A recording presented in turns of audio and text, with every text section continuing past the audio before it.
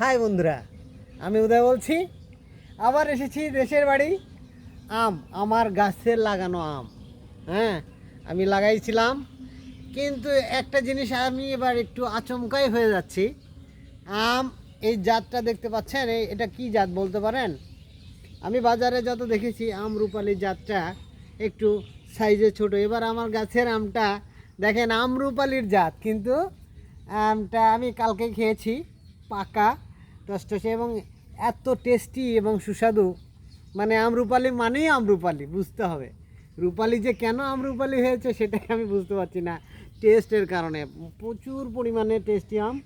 বছরের শেষ শেষ রজনী যাকে বলে, শেষ রজনী আমার গাছের মনে করেন কয়টা আম আমি আজকে ছিল সেগুলো শেষ পারলাম, তাই আপনাদের সঙ্গে শেয়ার করছি।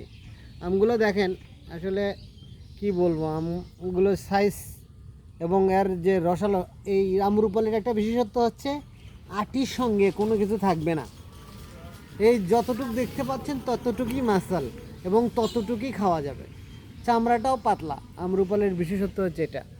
সেটা আমি পারলাম আজকে, তাই আপনাদের সঙ্গে আমি দেখা করতে আসছি। এই আমটা দেখেন আমার গাছে আর মানে সামান্য পরিমাণ আম রয়েছে, আমি আজকে শেষ করলাম। প্লিজ এদিকে আসবেন আমগুলো দেখানোর জন্য। এই আমটা আমি পেরে রাখলাম কি জন্য বলেন তো? আমার এটা পুকুরের সঙ্গে, মানে পুকুরের সঙ্গে আমার এই আম গাছটা। কখন আমটা পেকে টপ করে পড়ে যায়, পুকুরের মধ্যে পড়ে যায়, আর আর খুঁজে পাই না।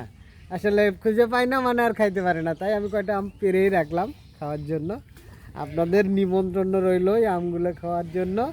আসেন আমার বাড়িতে, সবাইকে দাওয়াত দিয়ে রাখলাম, কেমন? তবে যাচ্ছি, বিদায় যাচ্ছি না। সবাই ভালো থাকবেন। আবারও কোনো কিছু মজার কিছু নিয়ে আপনাদের সঙ্গে আমার দেখা হবে। আজকের মতো আমি উদয় এখানে রাখছি।